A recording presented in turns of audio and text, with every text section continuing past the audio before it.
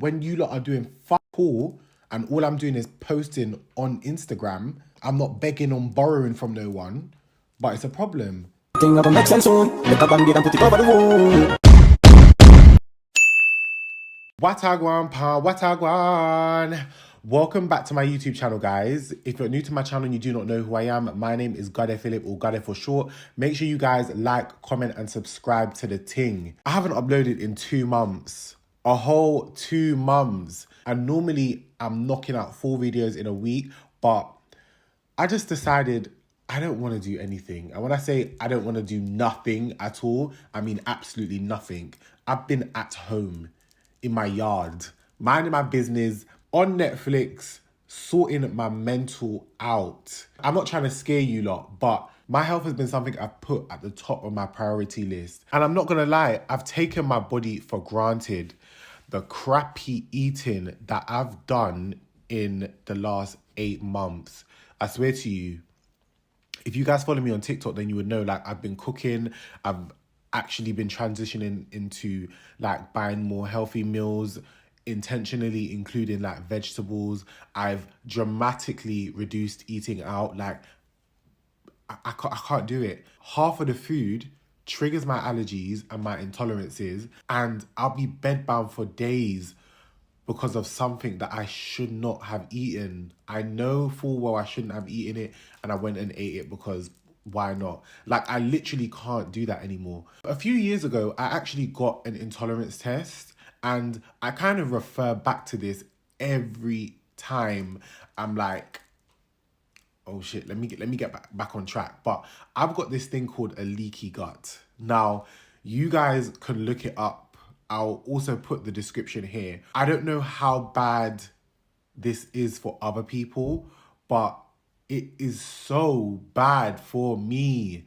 My stomach does not digest food the way it should, and I honestly can feel it. It sounds crazy, but when I eat certain foods, I just feel it. I can feel the food, that particular meal that I ate, and I can feel how it is reacting to my body. I feel like as I've gotten older, my body has become so much more sensitive to, I can feel when I'm becoming sick. I can feel when my body is not 100%. I can feel when I'm eating something and literally almost immediately I get a reaction. Literally just yesterday, I was at a festival with Keels and I was so hungry. We were in VIP and there was absolutely nothing left but this like Caribbean inspired like burger and wing shack, yeah.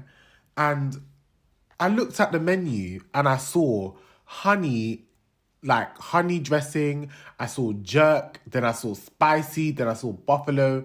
So I said to him, literally verbatim, is the jerk one spicy? Because I wasn't too sure about the honey one. I bit into that burger and I tell people all the time, like, I can't eat spicy food. Like, I can't even eat supercharger in KFC, sweet chili sauce, all that type of stuff I cannot eat because it triggers me so badly. Yesterday, I bit into that burger and almost immediately my eyes started watering, my eyes was red. And it's not that the food was even spicy. I didn't feel like it was spicy, but something in that ingredient just did not sit well with my body. And I feel like that also triggers my immune system. And then it was really cold last night. Trying to get back to my car that was waiting for me, I'm now sick. And it's like, oh, and this is like my second time being sick in the last 4 months. And I'm like, nah, something's got to give. If you guys have any recommendations of like vitamins or supplements, please list them in the comment section below, because this content creator thing is so fast paced. Like, you'll be chilling one day, then the next day you got to do this, and this. You got to be here, there, and everywhere. I told you lot in my last video that I genuinely want to have children. I've said this so many times. I want children. I want to have my first child. And from 2021 to 2020, I actually was trying to have a child before I met my partner that I'm with now. And nothing was working. Like, it was not working. I've been going to the doctors. I've been having tests, doing test scans. I've done it all, and I'm trying to understand what's not working. Am I shooting blanks? Is my body not up to par? Like, and I don't know, when you go, I don't know about any other culture, but when you are around Jamaicans, they're always telling you to eat this and eat that, and I'm just like, are you not telling the truth? Like, I'm not, like, does it really work? Does Ital and Soursap and all these things, do they really do what you lot say it does? Really took a toll on me when I got my test results back. I was just like, God, what is it? Is it some? You know what? I always pray about it, and I'm like, maybe it's not meant to be now. Maybe and it will happen when it needs to happen. But that really was bothering me. I got my ear pierced, yeah. I don't know if you guys noticed, but I had my lobes pierced literally around a year ago, and that was fine.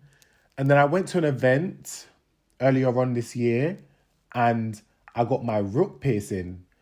Why did I get the piercing in the most complicated area? I woke up one morning and I had a massive lump on my ear. Like, my ear just blew up. And I was scared, you know. I was so scared. And apparently it takes 1 year to heal. But I went back and they put like a silicone disc on it, and it's slowly getting better. The bump has dramatically reduced, and everyone was talking about, it's a keloid, it's a keloid, it's a keloid. Do not speak that onto me. It might sound shallow that like I'm so hyper focused on my appearance, but that bothered me because, babe, I look in the camera all the time. I'm always on. I'm on camera. I look at my reflection all the time. And when I'm posting videos and I turn this way and someone is looking at my ear and saying, ew, what's wrong with your ear? No, that can't run. Sorry. It can't. Not over here. Sorry. This is going to sound so petty. And I'm not going to lie. Lately, I've just been in tune with my emotions. If something is bothering me, I am going to say it. Like, I'm not afraid. And it's not like I was afraid before, but when I would express my hurt or my frustration or how I was feeling, because of how it was conveyed or because of how I articulated myself in sending across the message became invalid, and the focus was how I said it. And now I'm in a better place where I can articulate and express myself properly and get a message across to someone, whether they understand it or not. Yeah, it's not been easy, but I've been telling people how I feel there and in the moment. Like, I'm not playing games. So recently, you guys are aware, and you know what? My calculations could be so off, but I'm gonna explain something to you. You can tell me if it's petty or not, but in December of 2022, my boyfriend posted a picture of him and I on his Instagram, and he attached me to the video. So now the video comes up on my feed. The picture went viral on TikTok, on the blogs, on everywhere. And this is my first relationship that I've ever posted online. Every story time that you guys have heard of mine, every situationship that I've been in, I've never shown my partner because, one, the gay community and the gay black community is very small. And two, I wasn't really confident in the candidates that I was dating before. Whereas in this instance, I'm a whole lot more confident, and it took me a long time to be able to say, do you know what? Yeah, this is legit. After that video, yeah, I feel like my relationship almost became a spectacle. And I've said this from the beginning. My relationship will not be content. It will not be something where you guys can dissect and tell me how one is treating the other. It's just not going to happen over here. So you can make out whatever you want to make out with whatever you get from me, but you're not going to see my man on my page all the time. It's just not going to happen. I'm sorry. When I feel like it is when it's going to happen. And when it feels right is when it's going to happen. Now, I became a bit more comfortable with posting him online, obviously. And with that being said, before that, I had seen my family. After that, I hadn't seen my family for a few months. And when I got around my family, the vibe, when I tell you the vibe, and I could be crazy, but the vibe was off. My family is very passive aggressive. They will never, ever, ever be real and just tell you like it is. I cannot tell you one conversation in my lifetime of living with my family where they've just sat me down and been like, I don't agree with your sexuality. This is not the lifestyle I want for you. I've never, ever had conversations about that. What they do is they bicker in groups and in group chats and in private conversations, and then a message is getting back to me through 4 different relatives, through a grapevine of relatives. That's how my family deals with not only me, but just that's how my family group is. Passive aggression. I told you lot in my previous video that my granddad passed away, my grandma's husband. As much as I may not appear like it affected me to anyone, like that really bothered me. Like I was shocked. Like I was like, whoa, like that, I don't know, like it sounds dumb, but you don't deep that you're getting older until you lose someone or you lose one of your older relatives. At his funeral, I was just thinking, something ain't right here. Like something ain't right. Like for the whole funeral, yeah, I literally sat like near the door to the exit of the venue, because I was just thinking, when I'm ready to go, I'm just ready to go. And plus, where the food was, my little sister was serving, so I just thought, let me just sit by someone that's like that gets me, rather than be sitting around the people that are just that tiptoe and act weird. We are only around one another because of the passing of my granddad, not because of anything positive. And when there are things that are positive, I don't get an invite. And I left and I was just I was sad. I was sad not only because of the passing, but I was sad because my family will never excel they will never grow when it comes to communication and being a unity. Like we always talk about unity and love and think I'm crazy. When I say I do not have a relationship with my siblings, I don't mean that in a horrible way, but they do not text me. They do not holler me for absolutely anything. I don't even know if they communicate with one another. All I can do is speak for myself, but they do not communicate with me. I do not know why, but they don't. When it's happy birthday, I wish everyone happy birthday. When it's Mother's Day, I wish everyone Mother's Day. If I see one of my little cousins or whatever, I'll slide them a little £10, or I might play the game or something with them briefly and catch up with them. But when I see my nieces, I might catch up with them briefly, like ask them little small questions just to get to know them a bit more while I have the time with them in the space that we're in. One of my relatives messaged me and was like, it's such and such's birthday. The father of the relative said you can come if you want. Well, I don't care if it's not that deep to anyone. That's deep to me. If you're inviting me somewhere, you got my blood colour number. I tell all my friends this. I may not always want to come to whatever it is that people have got going on, because me, I don't really like being around people, but invite me personally and give me the choice whether I want to come or not. Not, you can come if you want. What? And that's another thing. I'm turning 29. I'm not dealing with this passive aggressive bullshit no more. And I feel like this is the behavior I get for being my fucking self. I told you, look, I posted my partner online in December. Onward from that, I did the TikTok of me wearing the wedding dress. I did the TikTok of me wearing the African dress. And the way the communication shifted with certain members of my family, I'm like, same bullshit, nothing's changed. That backhanded invite happened about a week and a half before the funeral.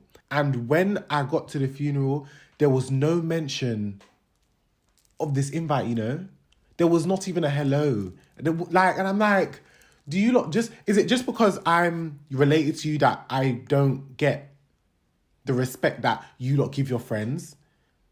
You lot call your friends and check up on your friends and, hey, boo, how are you? Da-da-da-da. But you don't do that with your family. I posted a picture of my siblings on my Instagram and me talking about delete that picture. I don't want man commenting rubbish on underneath posts that I'm in. I'm like, what? I'm like, excuse me? I just blocked him. Because I'm just like, I've posted you on my Instagram before. It was not a fashion post or nothing of that sort. Whilst posting ads and content, I do post about my life on my social media. For a long time, I've put I've kind of I've made my family off limits for some reason to protect what I don't know. How do you see a post of mine and you don't follow me? Why do you allow your friends or your associates to send you my posts and you sit down and have conversations about it? I don't give a I don't give a fuck anymore, you know? I don't give a flying fuck anymore. When you lot are doing fuck all and all I'm doing is posting on Instagram, I'm not hurting no one. I'm not begging or borrowing from no one. But it's a problem. Out of sight, out of mind. That's how it is for me. And I mean that respectfully. All the accomplishments and all the milestones that I've achieved, it's me and my mum celebrating. Mummy, look at this. I share all my accomplishments with my mum. Now, in the beginning, yes, my YouTube journey was wild. But for you lot that are still watching me now to watch my content and to still think, oh, I'm doing too much, like, that's a you problem. That's not a me problem. Because for the last 2-3 years, I've been doing the same thing on my Instagram. All that messy shit, I stopped doing. All that collabing with random people and doing all that shit, I've stopped doing. I don't want no parts. I don't want to be drawn out or drawn into absolutely nothing. I've stopped. So what is there to complain about? Nitpicking at absolutely everything. I can't tell people that my father owns a fucking restaurant. What? Oh, because it can send bad this and bad that, and it can close down the shop. What? If you guys want like a longer video, I actually was gonna do a video about how I changed my life and my testimony, giving my life back to Christ, explaining my journey in more depth from like the beginning, from going to school. I was gonna do a video like on it, but I just thought I don't know. I don't know if I want it. But comment down below if you would like to hear more about that type of stuff.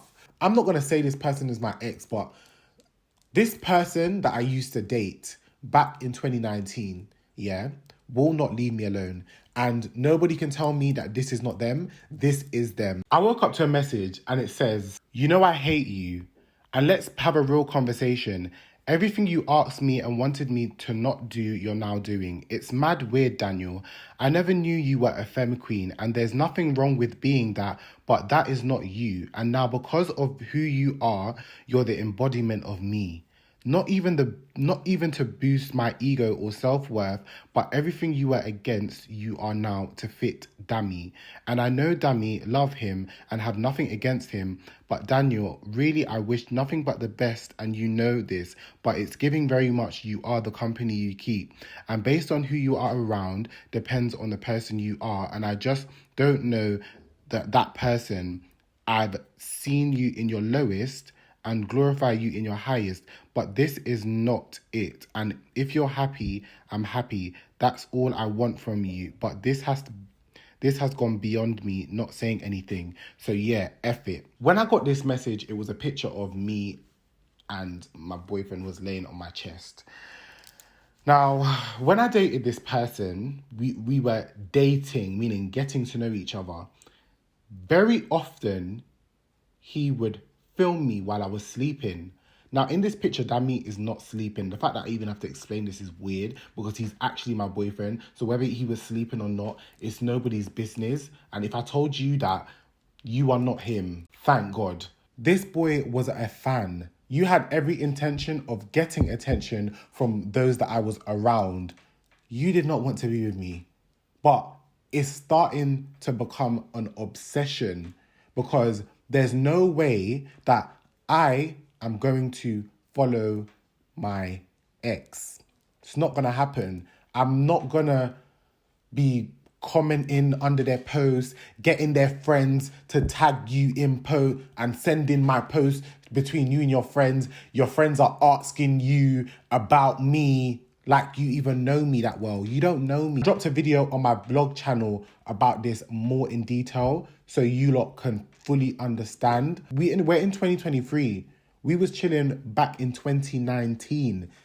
I've even got the text messages, and I was looking at my old text messages, and the things that I was saying to this boy is most probably why he's behaving the way he's behaving now. I let you into my home.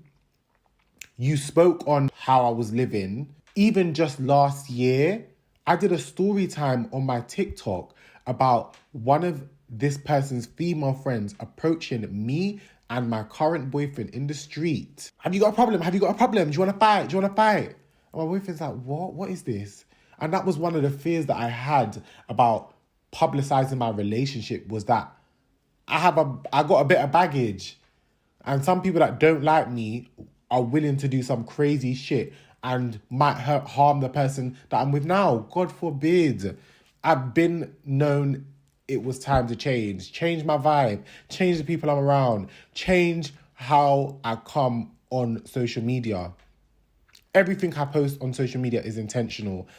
I'm never malicious. I'm never trying to expose people. I'm never on that. I'm trying to grow and I'm trying to rebrand. I've cleaned up my act a lot. Trust me.